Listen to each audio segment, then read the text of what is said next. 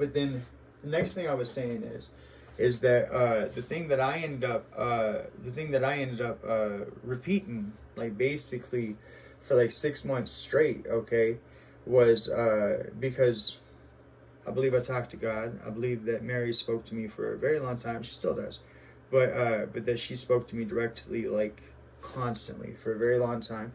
And there was a 6 month period where I continued to repeat over and over and over and over again this thing, almost like a mantra, and I had to repeat it because I didn't understand it.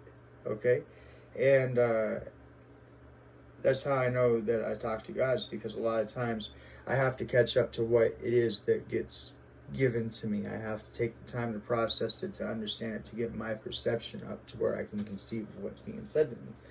And that statement that I had to repeat, that I was repeating over and over again for like 6 months, is imagination into will through belief in spirit.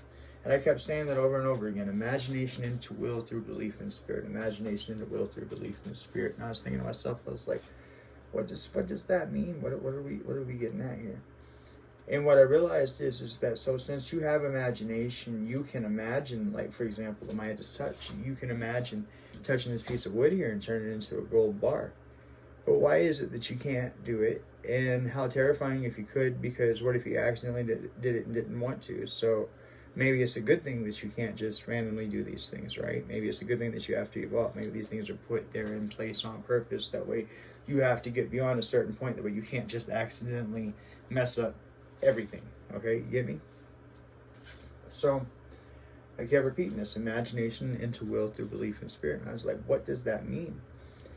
And the way I come to understand it is that, but you can imagine, you can will into reality, and the only limitation that you actually have on your ability to will into reality, as far as what it is that you can do, is only the scope or perception of your own imagination. That was the gift that was given you. The problem that you have is that you have judgment, and that's where we finally get ourselves fully caught up. And that is where God has revealed to me what's called push or pull.